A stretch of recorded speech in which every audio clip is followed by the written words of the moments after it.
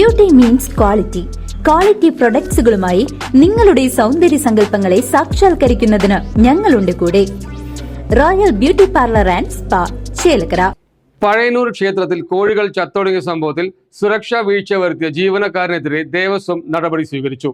പഴയന്നൂർ ഭഗവതി ക്ഷേത്രത്തിൽ ഭക്തർ സമർപ്പിച്ച 30ഓളം പൂവൻ കോഴികൾ ചത്തൊടുങ്ങിയ സംഭവത്തിൽ സുരക്ഷാ വീഴ്ച വരുത്തിയ ജീവനക്കാരനെതിരെ ദേവസ്വം നടപടിയെടുത്തു.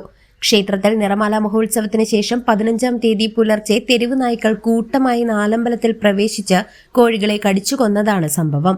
ഈ വിഷയത്തിൽ നടപടി സ്വീകരിക്കണമെന്നാവശ്യപ്പെട്ട് ഭാരതീയ ജനതാ പാർട്ടിയുടെ നേതൃത്വത്തിൽ ശനിയാഴ്ച പ്രതിഷേധ പരിപാടി സംഘടിപ്പിച്ച് ദേവസ്വം ഓഫീസർക്ക് പരാതി നൽകിയിരുന്നു.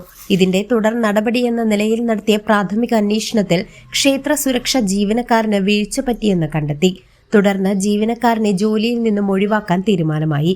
സംഭവത്തിൽ അടിയന്തരമായി അന്വേഷണം നടത്തി റിപ്പോർട്ട് സമർപ്പിക്കുന്നതിന് ദേവസ്വം ചീഫ് വിജിലൻസ് ഓഫീസർക്ക് നിർദ്ദേശം നൽകി ദേവസ്വം കമ്മീഷണർ ഉത്തരവിറക്കിയതായി ദേവസ്വം ഓഫീസർ എൻ സുമ അറിയിച്ചു.